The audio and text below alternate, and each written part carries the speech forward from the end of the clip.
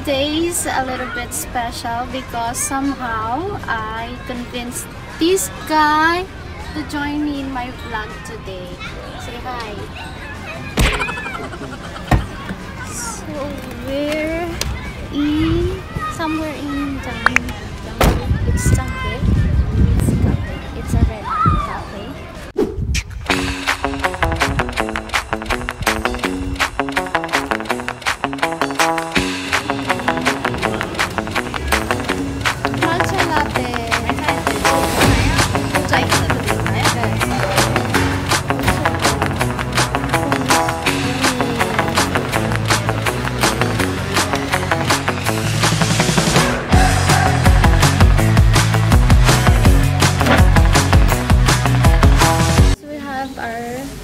Drinks already. I got matcha latte and also Kona got a matcha latte. Do you like it?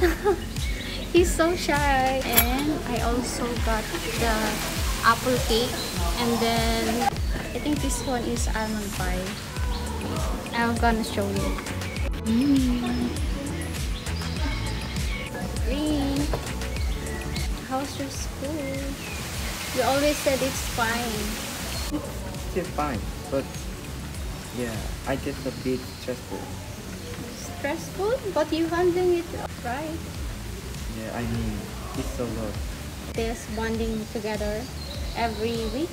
What's in bounding? Bonding like this. Going out. Oh, What do you think? I think so. You don't think.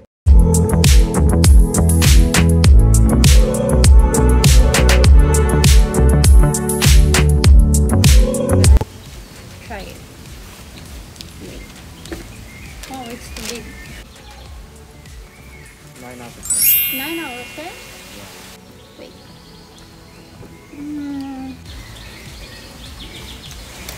Wrong. Hey, there's This one is the apple. Apple filling. Apple jam. Oh, it's so sweet. It's so delicious, but it's so sweet.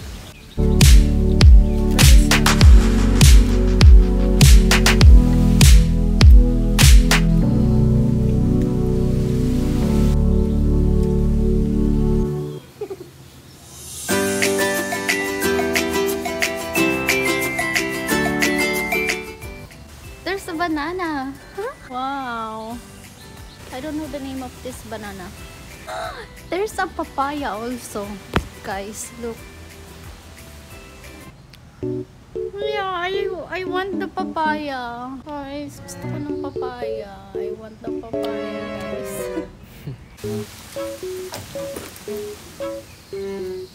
Look.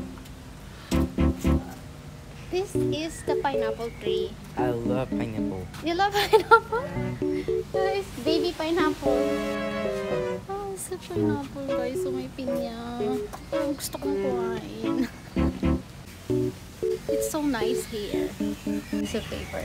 Rock, scissors, paper. Ay! Go! Go! You bring it back and then buy another bread. Another set of bread. Kasi, what? No, I just breathe. Okay. Sarap niya, guys. It's so yummy.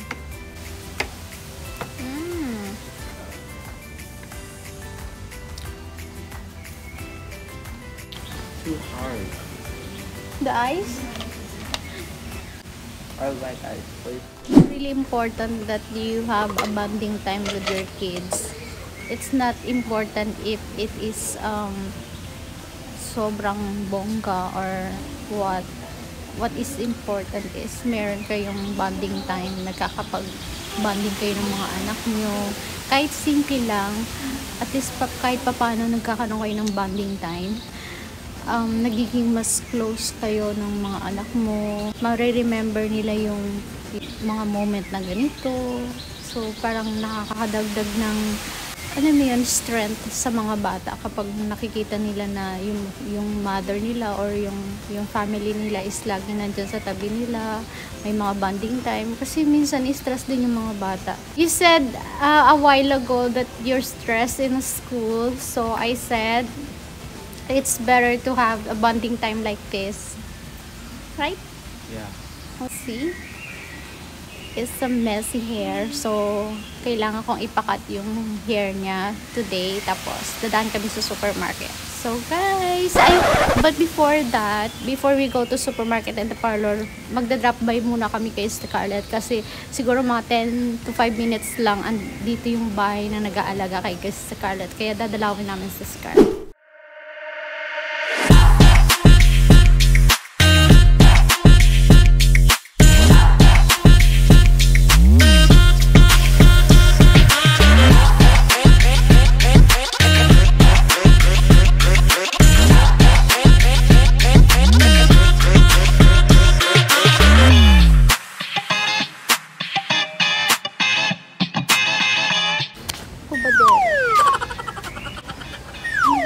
Gusto niya talaga nung nakaganyan.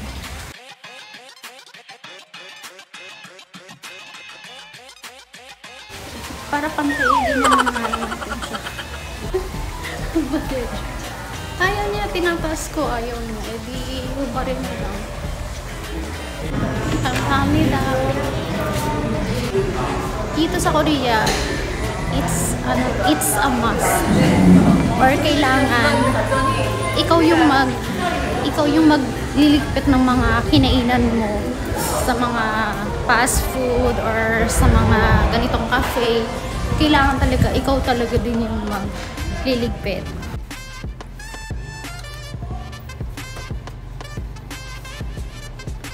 So guys, you know what is disadvantage of wearing jumpsuit? Kasi kapag mag-CR ka, huhubarin mo talaga siya.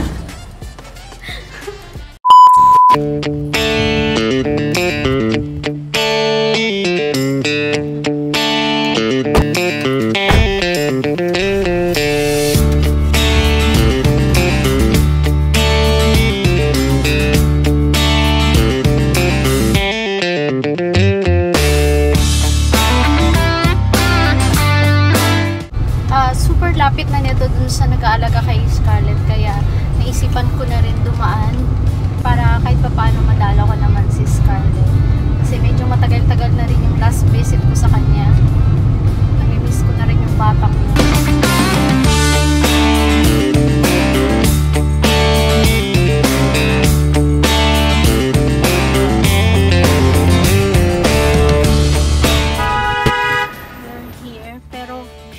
Nakalipat na ata yung nag-aalaga kay Scarlett. I-check ko lang kasi nabanggit niya sa akin na lilipat na sila ng bahay, pero hindi ko alam kung nakalipat kasi hindi niya mabinubuksan to ng gate na to, iniiwan. So feeling ko nakalipat na sila. Hi, Scarlett!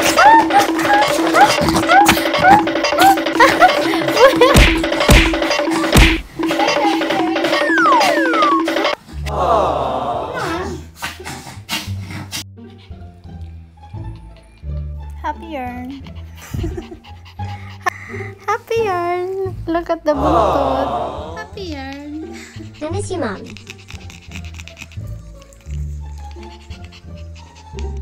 So guys, tapos na kaming mag-bonding ni Scarlett and pupunta na kami sa Jiangsu para maghanap ng parlor na bukas pa kasi pagupit ako siya. Back to Jiangsu.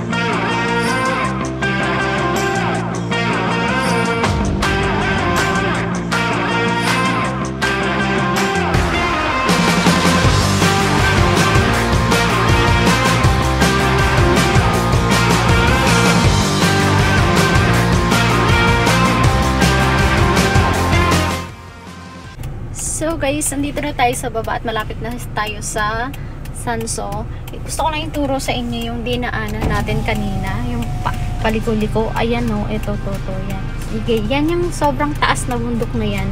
Diyan tayo galing. Yan yung kanina zigzag road na hinahak natin. Challenging na, ang sarap niyang i-drive. Kasi paliko-liko. Pero kailangan mag-ingat ka kasi mahirap ma-aksidente kasi bangin yung lalagpakan mo, kaya dapat ingat. Kaya ako sobrang focus ako pag nagdadrive ako pag galing ako dyan.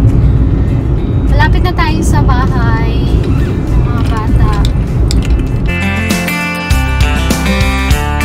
Weekend, ganito yung routine ko. Pumupunta ako dito sa kabilang bahay, dinadalaw ko yung bunso ko. Tapos after that, bumabalik ako dun sa Chonju kung saan ako nakatira. Ganun yung setup namin ngayon. Kahit na magkaiwalay kami ng bahay ng bunso ko, always make sure na may time ako sa kanya. Kasi pag weekdays naman, halos sa school din siya nakatira. As in, uuwi lang siya sa bahay para matulog. Tapos papasok na naman sa school hanggang 9 p.m. Kasi ang mga bata dito, halos sa school na nakatira. So, ganyan yung routine ko. Minsan, nag-stay lang ako doon. Tapos, sinasikaso ko siya, naglilinis ako ng bahay. Lalo ko kay mga dala niya. But today is a special day. Nag-bonding kami sa labas kasi pumayag siya na mag-vlog kami together. So, I'm so happy today. And sana, palaging ganyan yung pumapayag siya. Medyo shy sa harap ng camera. Hindi pa rin siya ganun ka-confident humarap sa camera. And nare-respeto ko yun. Hindi ko siya pinupush, hindi ko siya pinipilit na mag-appear sa vlog. Kasi, syempre, dapat i-respeto mo pa rin, di ba, yung kung ano yung gusto nila. Ngayon, nasa mood siya, kaya I'm so happy dahil naisama ko siya ulit sa vlog. Paminsan-minsan lang talaga siya pumapayag. Minsan nahagip siya sa camera ng pag nagpo-vlog ako, pag namamasyal kami, hinahagip ko siya sa camera. Pero minsan, kapag sinabi niya huwag ko ipakita, kinakat ko kasi ako naman nag-e-edit, di ba? Yung mga slight lang, pag okay yung shot, pag payag siya, okay lang ba ito ipakita ko, tinatanong ko muna siya. Pag sinabi niya okay lang, so sinasama ko yung part na yun sa vlog ko. Pero kapag hindi, talagang kinakat ko yun. Kaya kanina sabi niya, yung half body lang daw yung isama ko. Kaya yung mga shot niya, sabi niya nga nung una, kamay niya lang yung isama ko or yung boses niya. Pero na ano rin siya, medyo nag-enjoy siya, kaya medyo okay lang. Kasama na yung ganito yung setup. Very emotional. Pero wala tayong magagawa kasi ganyan yung situation natin, diba? I always make sure lang talaga na may time ako sa anak ko, na nabibigyan ko siya ng time at naaasikaso ko pa rin siya at the same time. Yun lang na may importante doon, na iparamdam nyo pa rin sa anak ninyo na hindi nyo sila pinabayaan. Kahit na ganyan yung sitwasyon naming mag-asawa, kahit walay kami ng bahay, at least kahit papano yung responsibilidad ko bilang mother is nagagampanan ko pa rin. So parang hindi nila na nafe-feel na separated yung parents nila kasi andyan pa rin ako, inaasikaso pa rin, nagbabonding pa rin kami, and hindi ko pinapakita sa kanila or hindi ko pinaparamdam sa kanila na kami ng tatay nila is sobrang pangit yung pakikitungo sa isa't isa. Parang nag-uusap kami, normal, parang hindi na namin ginagawa as rich couple or sa mag-asawa. So, yun yung may mga bagay na nawala lang, pero hindi talaga naputol yung relasyon namin mag-asawa kahit na magkaiwalay kami ng bahay. Lahat naman kami, parang ngayon sa sitwasyon ko, lahat kami is parang happy. Happy ako na hindi ako ganun ka-stress sa buhay ngayon. Tapos yung mga bata, happy sila kasi hindi nila nakikita yung toxic na family, yung nag-aaway, parang ayaw nila ng ganun. So parang ngayon, lahat kami may peace of mind. Alam mo yun, parang masaya lang ako kung ano yung meron ako ngayon sa buhay ko. And sana patuloy akong gabayan ni Lord na makayanan